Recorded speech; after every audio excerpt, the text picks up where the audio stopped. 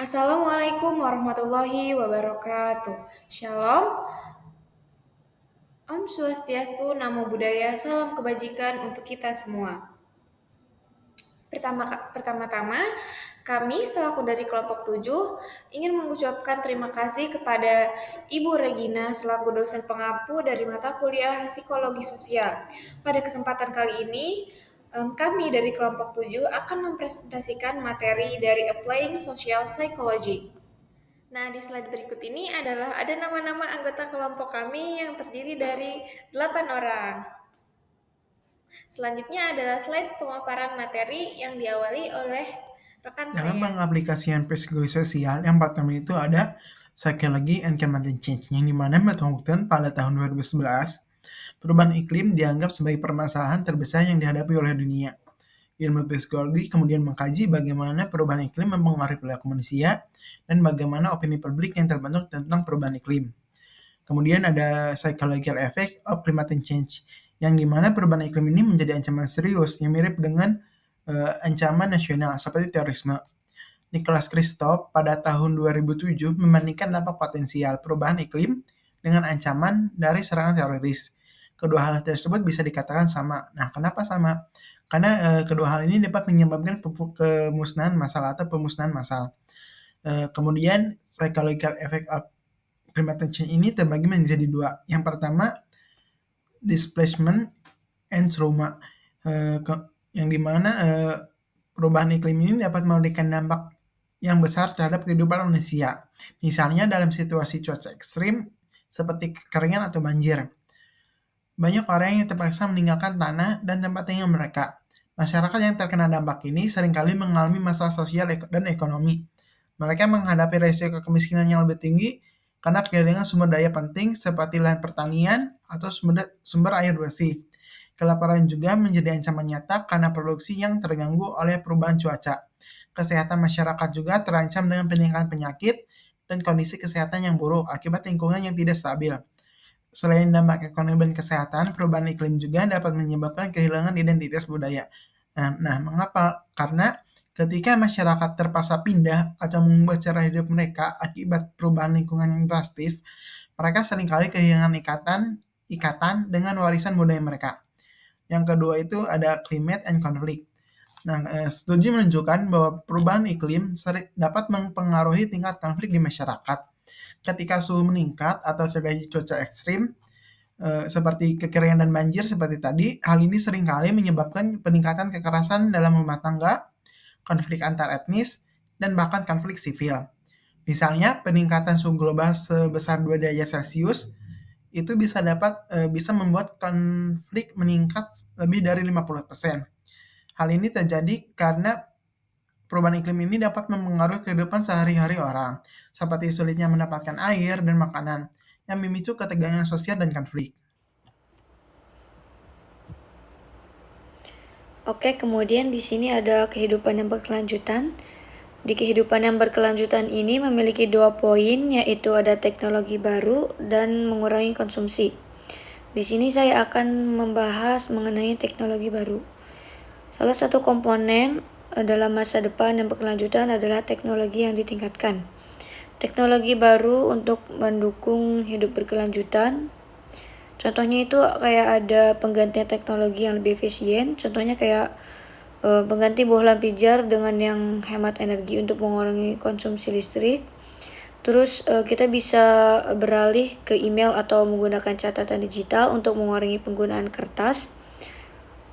Lalu kita bisa melakukan perubahan sumber energi dari pembakaran batu bara ke panas surya dan ladang angin.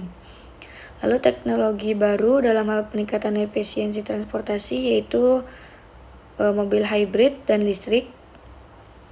Itu mobil-mobil baru memiliki efisiensi bahan bakar yang lebih baik dan lebih rendah polusi dibandingkan dengan generasi sebelumnya yang mungkin mengeluarkan banyak polusi.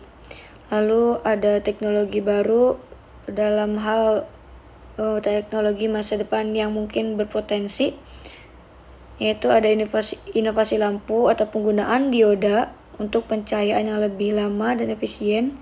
Terus ada penggunaan mesin cuci ultrasonik.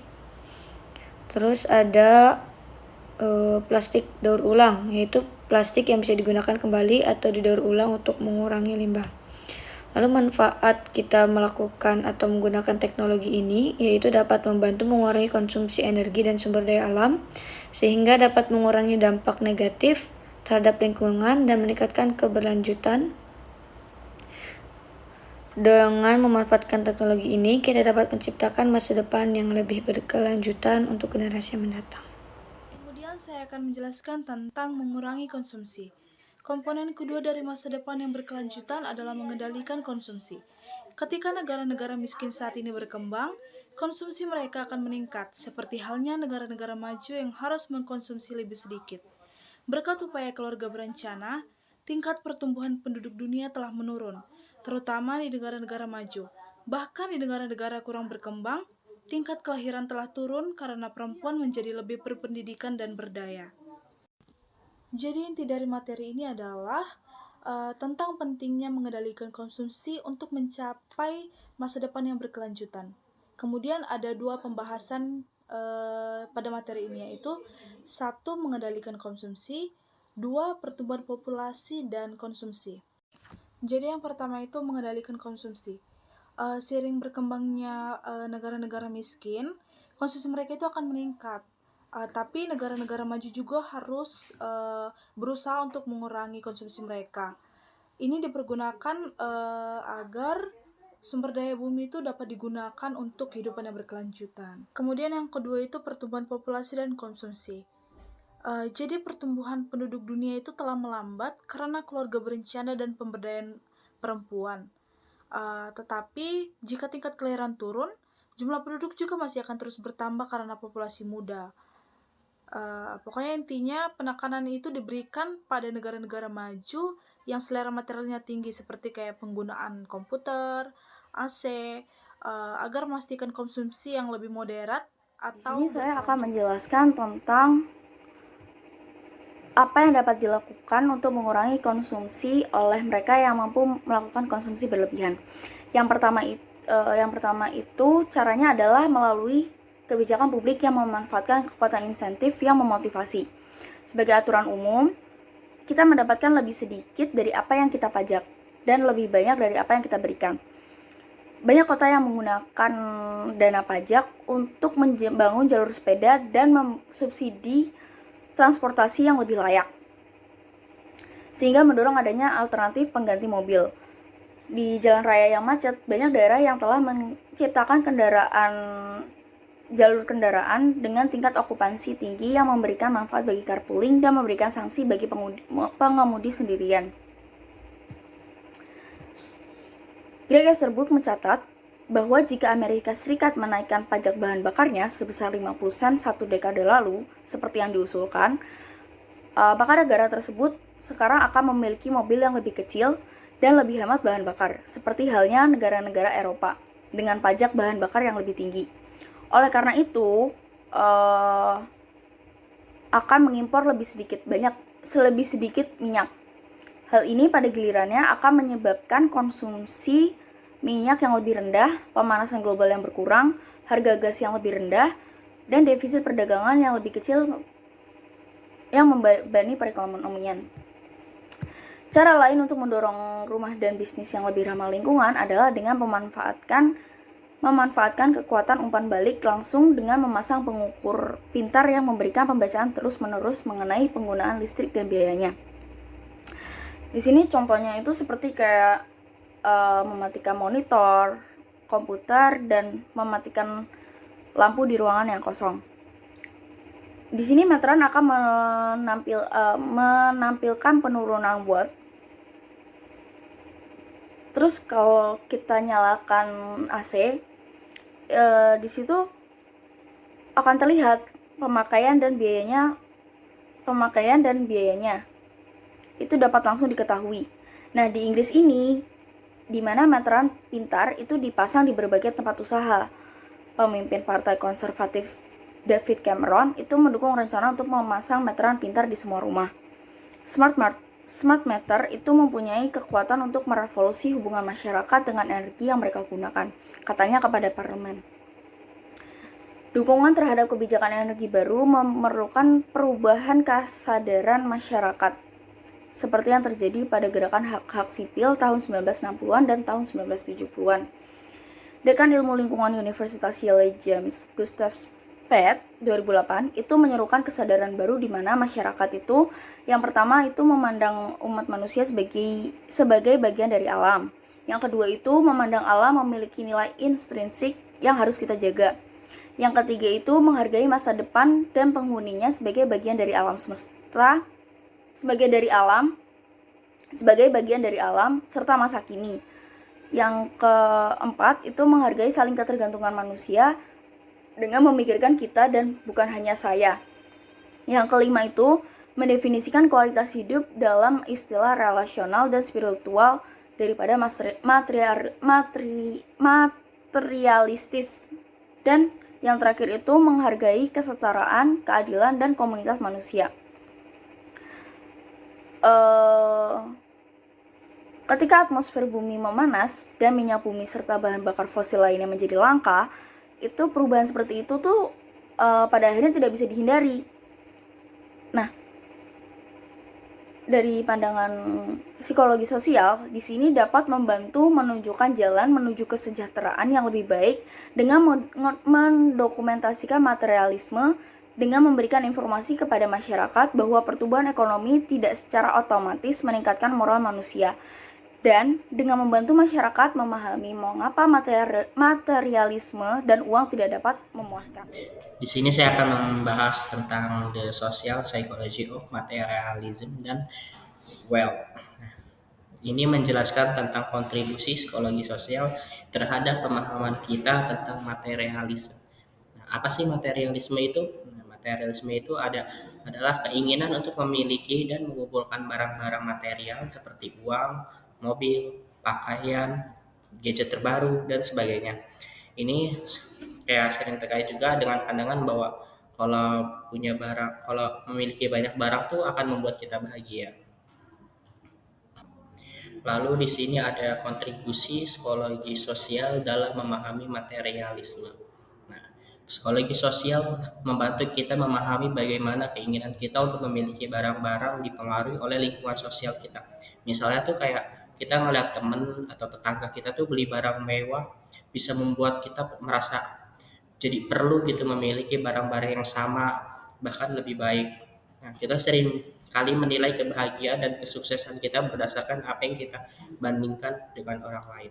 Lalu selanjutnya ada increased materialism. Nah, yang pertama fokus pada uang dan harta benda.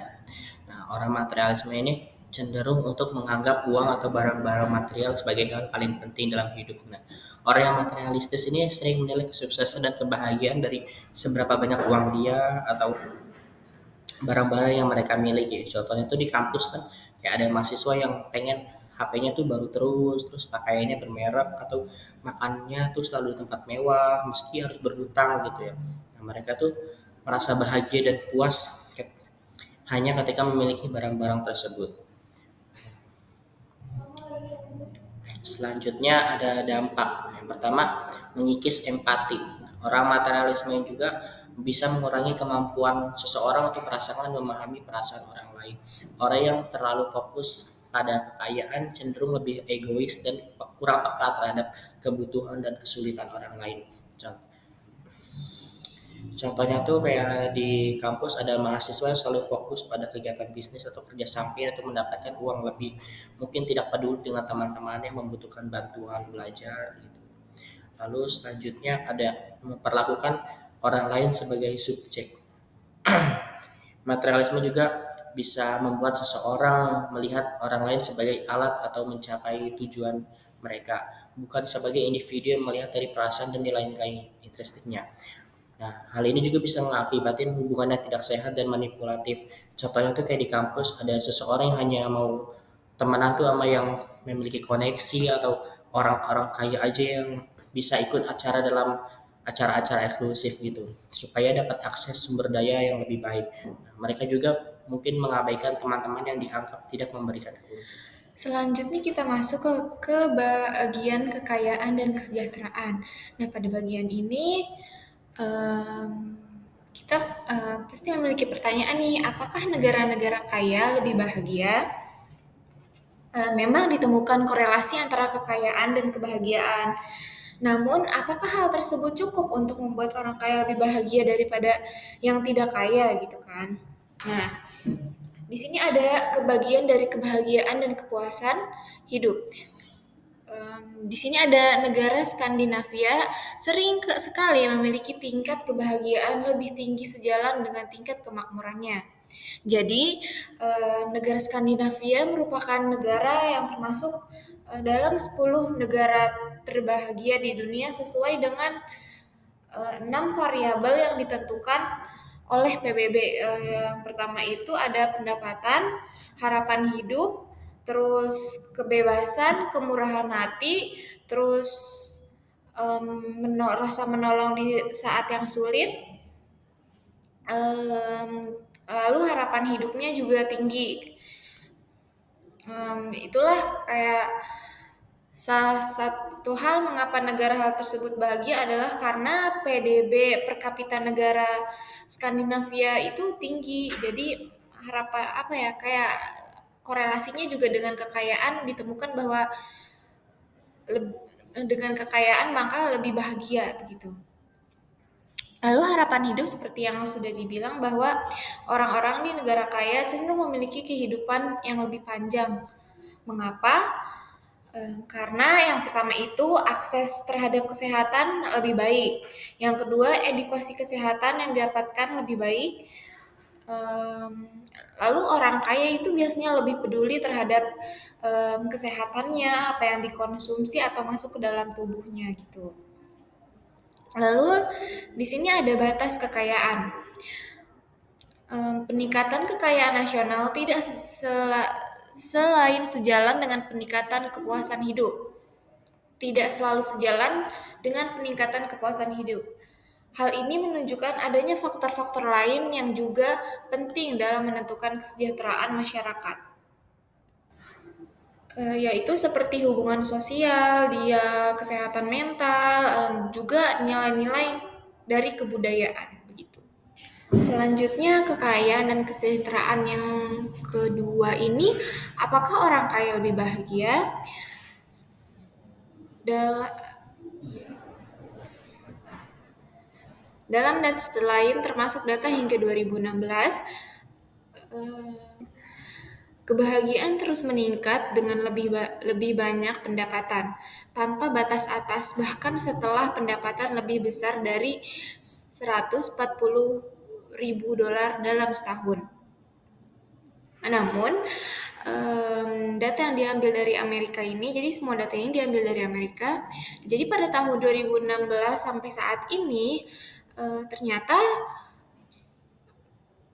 tingkat pendapatan yang dimiliki atau kekayaan yang dimiliki ini hanya memiliki sedikit dorongan tambahan untuk kebahagiaan. Mengapa demikian? Menurut Profesor Psikolog dari Yale University, yaitu Profesor Laurie Santos, ini dikarenakan itu pertama ada pasti mereka membandingkan diri dengan orang lain. Pastinya ketika berada di suatu titik, pasti kita akan melihat hal-hal yang lebih baik dari diri kita, dan itu ternyata dapat mengurangi rasa kepuasan di dalam diri. Jadi kita jadi merasa kurang, oh ternyata nggak kayak ini loh sebenarnya gitu. Yang kedua itu adaptasi hedonis. Jadi orang-orang kaya terbiasa terhadap kekayaannya, terbiasa dengan gaya hidup yang mereka jalani. Lalu yang ketiga, meningkatnya pendapatan, maka aspirasi dan ekspektasi yang dimiliki juga akan meningkat. Namun, tentu saja ada korelasi kebahagiaan dan pendapatan ialah orang yang kaya akan merasa optimis dan ramah. Tentu saja karena dengan kekayaan itu mereka merasa aman dan mereka jadi lebih bahagia gitu. Yang kedua ada lebih mungkin lulus perguruan tinggi. Yang ketiga dipekerjakan dan dipromosikannya lebih memungkinkan gitu, lebih besar kemungkinannya. Yang keempat memiliki jabatan. Yang kelima memiliki pendapatan tinggi gitu. Lalu yang pertanyaan selanjutnya itu adalah apakah pertumbuhan ekonomi berdampak kepada kebahagiaan? Meskipun peningkatan ekonomi yang signifikan dan ketersediaan barang-barang konsumen, tingkat kebahagiaan masyarakat cenderung stagnan atau bahkan menurun. Nah, hal ini itu dapat menunjukkan bahwa kebahagiaan tidak hanya tergantung pada faktor ekonomi atau kemilikan barang-barang yang secara material dimiliki, tetapi mungkin juga dipengaruhi oleh faktor-faktor lain, seperti yang disebutkan di slide sebelumnya itu yang berpengaruh terhadap negara-negara. Kebahagiaan juga dapat dipengaruhi oleh faktor-faktor lain seperti hubungan sosial, kesehatan mental, atau nilai-nilai budaya yang mendalam. Nah, selanjutnya materi yang akan saya bahas adalah mengenai materialisme gagal memuaskan. Di poin pertama ada kepuasan hidup, di mana pertumbuhan ekonomi di negara-negara makmur tidak meningkatkan kepuasan hidup dan kebahagiaan. Nah, orang-orang yang mengejar kekayaan justru cenderung kurang bahagia dan kurang puas. Richard Ryan tahun 1999 melaporkan bahwa korelasi ketidakpuasan materialisme muncul di beberapa budaya. Maka dari itu, sangat mengejutkan bahwa pertumbuhan ekonomi di negara-negara makmur, maju, atau berkembang itu telah gagal meningkatkan kepuasan hidup dan kebahagiaan masyarakatnya. Yang lebih mengejutkan lagi, bahwa individu yang paling berjuang untuk kekayaannya justru cenderung kurang bahagia dan kurang puas dengan kehidupannya. Nah, korelasi ketidakpuasan ini muncul dengan sangat kuat di setiap budaya yang sering kita lihat. Nah, maka dari itu kita harus mencari tujuan ekstrinsik kita atau tujuan di luar kepentingan kita, kayak kekayaan, kecantikan, popularitas, atau apapun yang berpusat pada penghargaan atau reward atau persetujuan eksternal. Nah, kemudian ada poin yang selanjutnya, ada tujuan ekstrinsik versus intrinsik, di mana mengejar tujuan ekstrinsik seperti kekayaan, kecantikan, dan prestise itu bisa menyebabkan kecemasan, depresi, dan penyakit psikomatik. Nah, fokus pada uang membuat orang kurang peduli dan hangat. Nah, sebaliknya, mereka yang mengejar tujuan intrinsik seperti keintiman, pertumbuhan pribadi, dan kontribusi kepada masyarakat mengalami kualitas hidup lebih tinggi. Nilai-nilai intrinsik mempromosikan kesejahteraan pribadi dan sosial serta mengurangi nilai-nilai materialis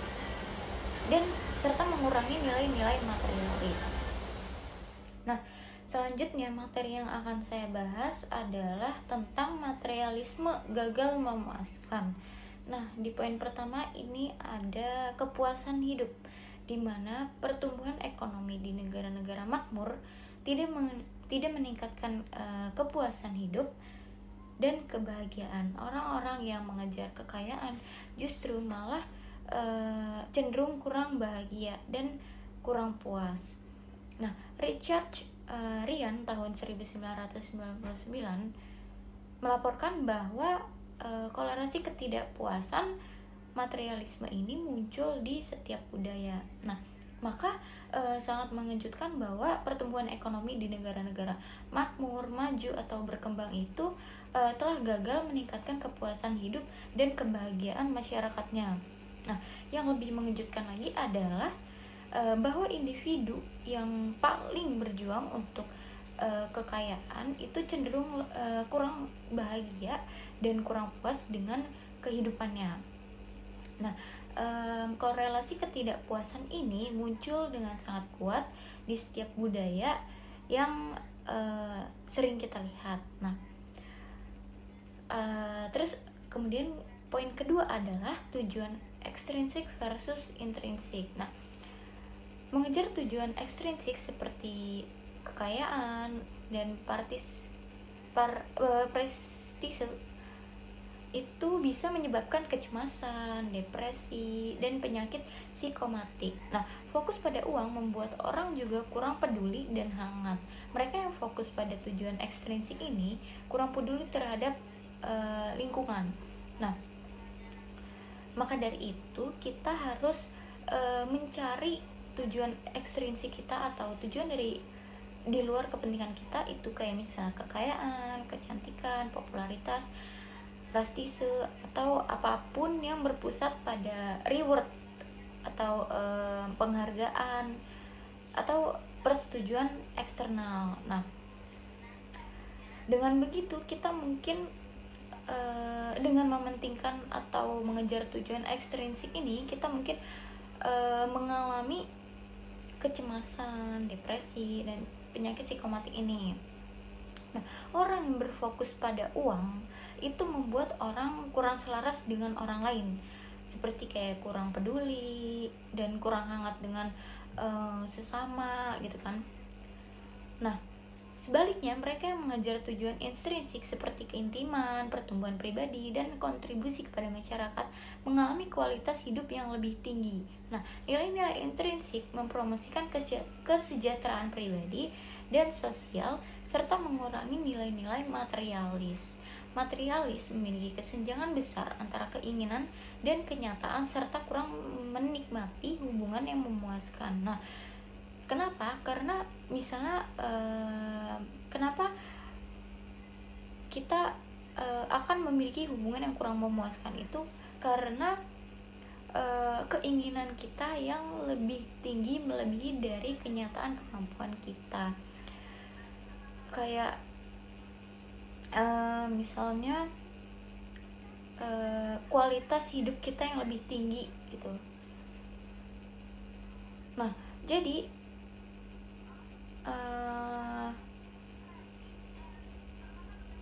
kenapa kita kurang puas? Karena adanya ketidakmampuan di dalam diri kita, sehingga menimbulkan kesenjangan yang besar antara keinginan kita dan kenyataannya. Menuju keberlangsungan dan keberlangsungan hidup. Sebagai individu dan sebagai masyarakat global, kita menghadapi masalah sosial dan politik yang sulit. Bagaimana masyarakat demokratis dapat mendorong orang untuk mengadopsi nilai-nilai yang menekankan kesejahteraan psikologis di atas materialisme? Bagaimana ekonomi pasar yang berkembang untuk mencampur insentif untuk pertumbuhan ekonomi dengan pengekangan yang melestarikan planet yang layak huni? Seberapa banyak inovasi teknologi seperti panel surya dan mobil listrik mengurangi jejak ekologis kita? Dan sejauh mana tujuan menyeluruh melestarikan bumi untuk cucu-cucu kita memegang kita masing-masing untuk membatasi kebebasan kita sendiri dan kebebasan kita untuk mengemudi, membakar, dan membuang apapun yang kita inginkan. Pergeseran ke nilai-nilai postmaterialis akan mendapatkan momentum ketika orang-orang pemerintah dan korporasi bisnis mengambil langkah-langkah ini, yaitu menghadapi implikasi pertumbuhan populasi dan konsumsi terhadap perubahan iklim dan perusahaan lingkungan. Yang kedua, sadarilah bahwa nilai-nilai ekstrinsik dan materialis membuat kehidupan menjadi kurang bahagia. Yang ketiga, mengidentifikasi dan mempromosikan hal-hal dalam kehidupan yang dapat memungkinkan perkembangan manusia yang berkelanjutan. Kontribusi psikologi sosial untuk masa depan yang berkelanjutan dan berkembang akan datang sebagai melalui wawasan transformasi kesadarannya menjadi adaptasi dan perbandingan. Wawasan ini juga berasal dari eksperimen yang menurunkan standar perbandingan orang dan dengan demikian mendinginkan demam mewah dan memperbarui kepuasan. Dalam dua eksperimen semacam itu, Marshall dan Dermer dan rekan-rekannya menempatkan wanita universitas melalui latihan imajinatif dalam kekurangan.